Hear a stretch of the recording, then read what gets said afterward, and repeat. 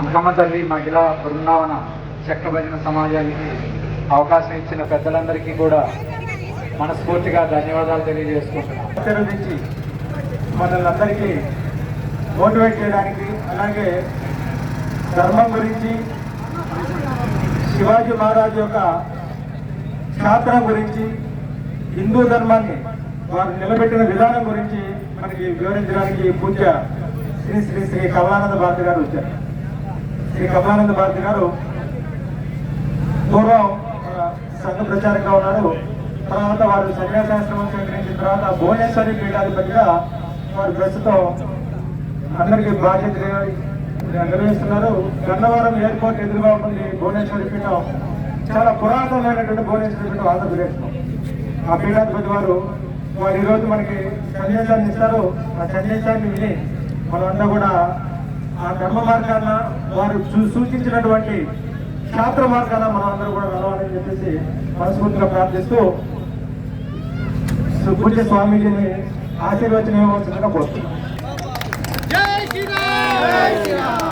సనాతనమైన నిత్యనూతనమైన శాశ్వతమైన ధర్మంలో అడిగేమో అడగలేదు, కోరేమో కోరలేదు, ఇందువల్ల వచ్చిందో జన్మ మనకు వచ్చింది. కాబట్టి ఈ మాతృభూమి భారతదేశ రుణాన్ని, భారతదేశ హైందవ జాతి రుణాన్ని తీర్చుకోవడానికి మనందరూ కంకణబద్ధులు కావాలా వద్దా?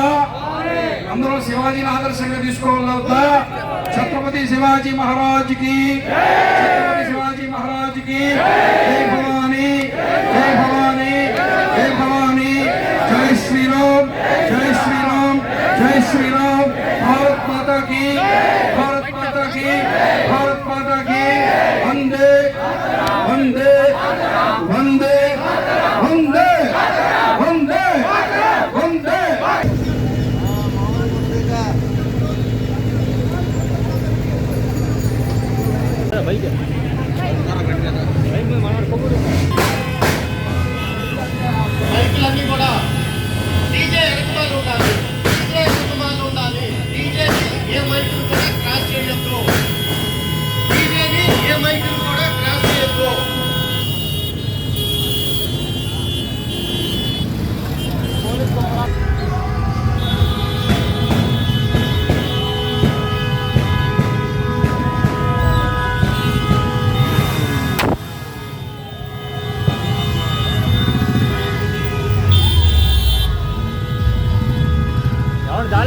ఎక్కించుకో వెనకాల ఉండే ఎక్కించుకోలే